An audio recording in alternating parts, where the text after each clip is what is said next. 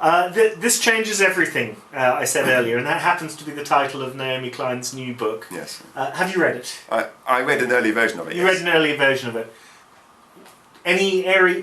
Could you just sum it up for people who haven't read it as best you can? Any areas of disagreement with her? Because that will be my headline. You know, cat fight between academic and activist. No, there are no significant areas of disagreement. There are things that we need that I would view differently to her on some areas. So well, her book takes a particular focus. It doesn't try to resolve all issues around climate change, and I think it is a very well made argument. And I think it's hard to really disagree with her thesis within the book, and it's well referenced. It's careful and thoughtfully put together. But I don't think it changes everything. It doesn't solve everything. And I think the solutions are the part where I think we may have some disagreements on some of those things. But when I say disagreements, we may just approach these issues differently. And of course, we come from very different cultural backgrounds. In some respects, they're different cultural backgrounds anyway. I think her big focus, I think, is on industry and government, which I think they are obviously pivotal to this agenda. But nevertheless, I also think that individuals are very important. Not in and of themselves, but in that collectives of individuals have emergent properties, that things that come out of what it is that they do. And the great thing about emergent properties is that we don't know what they are. So in fact, they sort of give us hope that the small changes that we can make, as long as we vocalise those, as long as we engage with others, that they can actually, in the end, manifest a significant change, an emergent outcome of those lots of small actions that are going on.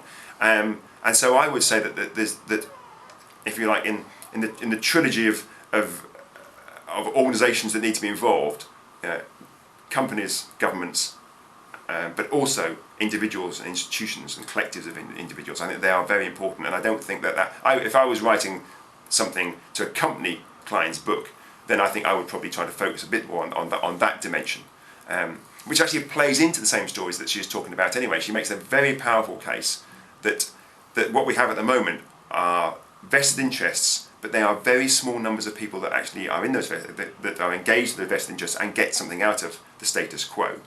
And then there's this huge swathe of people, the majority of society, both within our own society, countries here, but also much more globally. And we at the moment are powerless. But actually, she's made this point about making the powerless powerful, and I think it's a really strong message. But then I started to think about this more recently, and I actually think we are actually powerful at the moment. We're just choosing not to exert that power. And that gives us actually even greater scope for more rapid change. Because it's not that we've got to wrestle the power back from the vested interests, but we already have that power. We are just choosing not to exert it.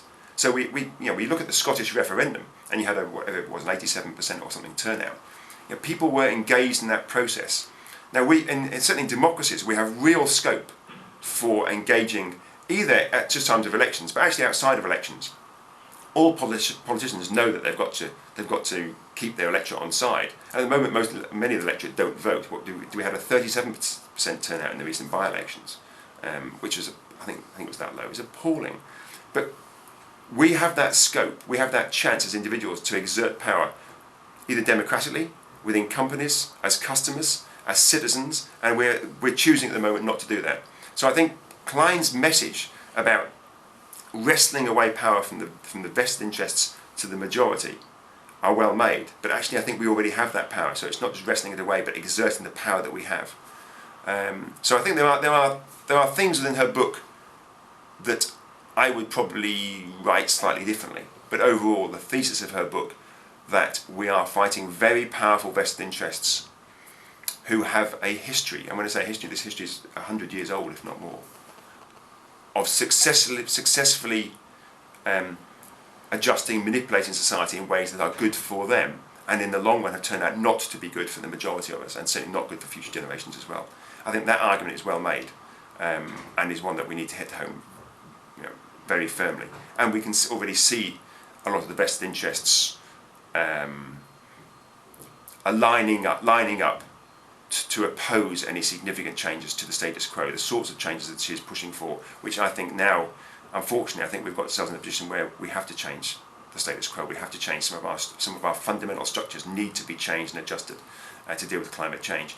You can make broader arguments they need to be adjusted for other reasons, But I think as an academic looking at it from a climate change perspective, I have to park the other reasons. And from a climate change argument now, I would say the maths and the science are very clear that we have to adjust our structures to bring about the adjustments that we need to make in terms of our emissions. Let's talk a bit more about that, because